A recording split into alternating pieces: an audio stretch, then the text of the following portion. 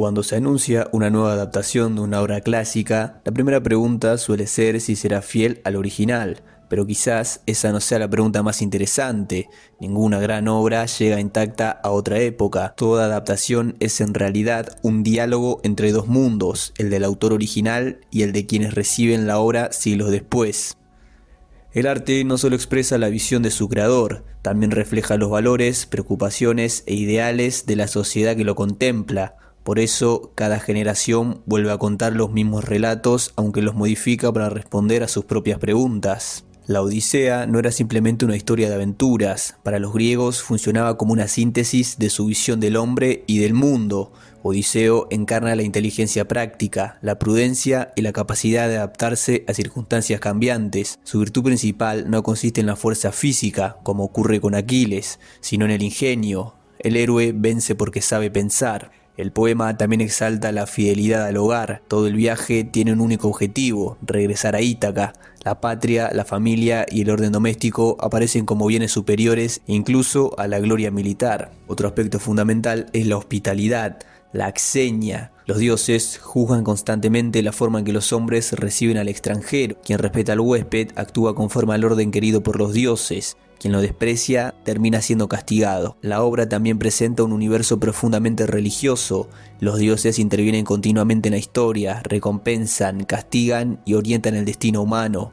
El hombre no es completamente autónomo, su libertad existe, pero siempre dentro de un orden superior. La Odisea transmite la idea de que el verdadero héroe no es quien conquista el mundo, sino quien logra gobernarse a sí mismo, resistir las tentaciones y regresar transformado después de innumerables pruebas. Uno de los rasgos más característicos de la literatura griega es que sus relatos suelen comenzar con una culpa originaria o una ruptura del orden que desencadena todos los acontecimientos posteriores.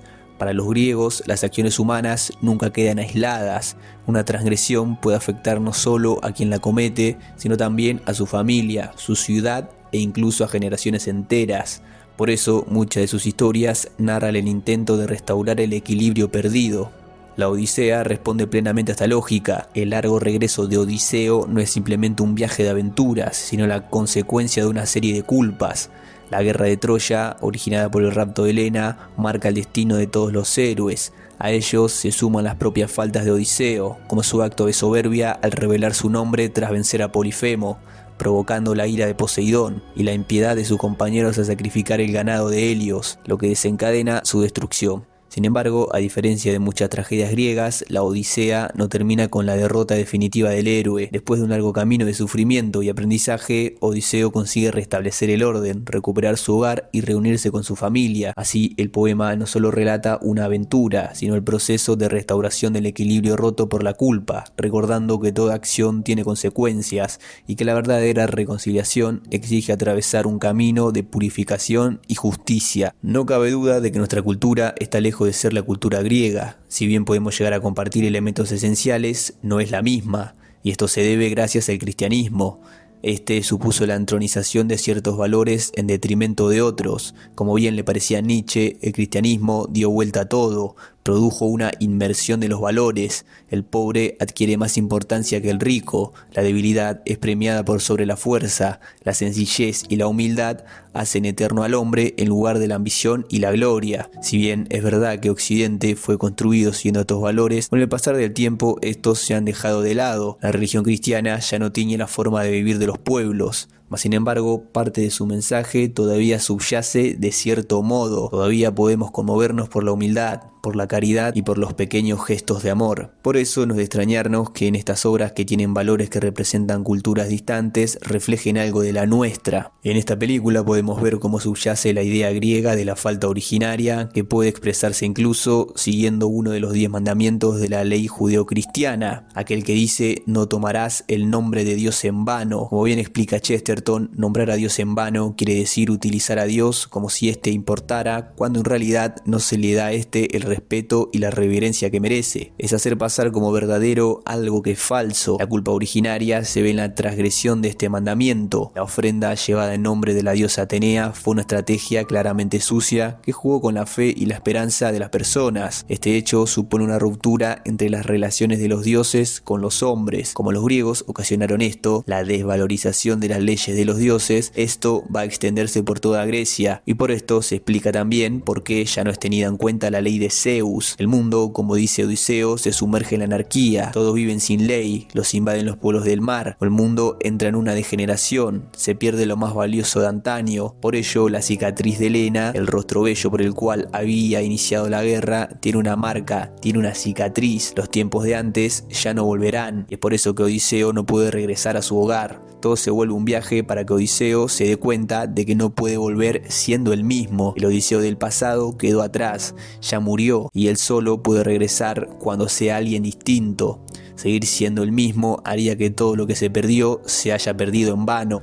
Por eso salió de las entrañas del caballo y abrió las puertas de Troya. Todo es una metáfora que presagia un nuevo nacimiento, un nuevo modo de estar que va a llegar a su plenitud luego de que él llegue a Ítaca después de haber sido llevado por el mar. El agua también, en el sentido cristiano, representa un nuevo nacimiento y es lo que le quiere dar a entender a Penélope en su reencuentro. El hogar que ella conoció no podía seguir existiendo, pero no hay que entender hogar como la geografía o el edificio, sino más bien como la posición de la existencia. Todas aquellas creencias, esperanzas, estimas y valores hacia lo cual está orientado uno. Todo esto cambió en Odiseo, ya no es lo mismo. Esta es una película en la que los llantos de los inocentes hacen eco en el culpable hasta el punto de que el mismo termina llorando y cambiando. El cambio que supuso el ardid de Troya y todo lo que le siguió después de esto puede resumirse muy bien en lo que dice después de haber escuchado el canto de las sirenas: es todo lo que quieres que sea, después todo lo que quisieras nunca haber deseado. La victoria de Troya luego del asedio de 10 años se presentaba como lo que ellos más querían, era la posibilidad de volver a sus hogares, de reencontrarse con sus familias, pero después el haber participado en ella es algo que nunca hubiesen querido haber deseado, pues esta victoria se concretó por medio de la injusticia y esto tuvo como consecuencia todo el sufrimiento posterior. Así también pasa con el relato de Génesis, la serpiente le ofrece el fruto como algo bueno, como algo que ellos desearían, sin embargo luego de esto la humanidad murió. Te muestra lo que más quieres y lo que no puedes tener. Lo que más quieren ellos es volver a su hogar, volver a ser ellos mismos, donde fueron felices. Sin embargo, es algo que ninguno de ellos puede tener, y lo que menos puedes tener es lo que ya tenías y perdiste. El lugar al que ansía llegar Odiseo ya no es el mismo, porque él ya no es el mismo. Ya lo perdió al perderse él. Lo perdió cuando tuvo la idea del caballo, de seguir perpetrando la matanza inocente y de ser él el que quiera ponerse por encima de los dioses. Odiseo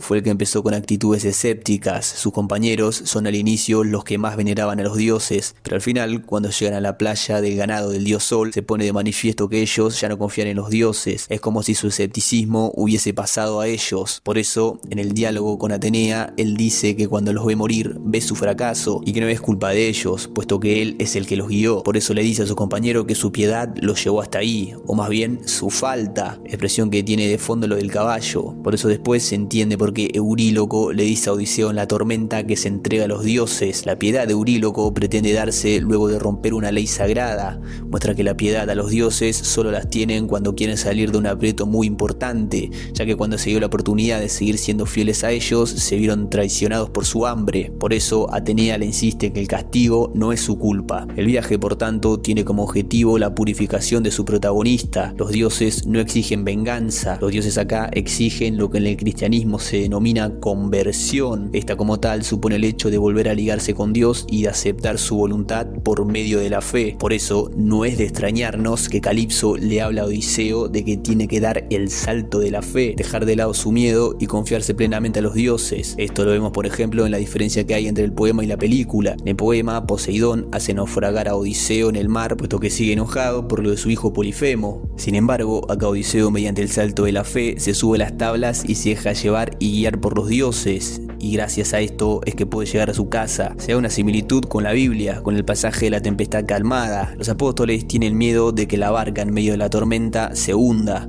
y sin embargo Jesús los reprocha por su falta de fe. Vemos entonces que en la película se da el esquema de falta, ruptura, culpa, dolor, arrepentimiento, expiación, purificación y regreso. Este esquema también está presente en el cristianismo, y es el que posibilita el desarrollo de la película. Hay claramente un orden y una finalidad. Acá los dioses se ponen ponen en el lugar de los hombres. Aquello que se hace con los otros repercute en las relaciones con los dioses. Atenea toma el rostro de una de las mujeres asesinadas por los griegos. Los dioses se ponen en el lugar de los hombres cuando los hombres se ponen en el lugar de los dioses. Quemar Troya fue quemar el mundo entero, puesto que se atentó contra lo más sagrado que poseían las personas, contra su fe. Troya entonces se convierte en un preámbulo de lo que se vuelve el mundo cuando es el hombre el que impone su voluntad por sobre la de los demás y pretende asimismo darse el lugar de Dios. El viaje de vuelta se torna una alegoría de cómo después de haberlo quemado todo ya no hay un lugar al que regresar. Acabar con lo más valioso de otros supone terminar con lo más valioso que hay en mí, y así para reencontrarse, para volver a ser uno verdaderamente primero hay que perderse. El que quiera salvar su vida la perderá, y el que la pierda la encontrará.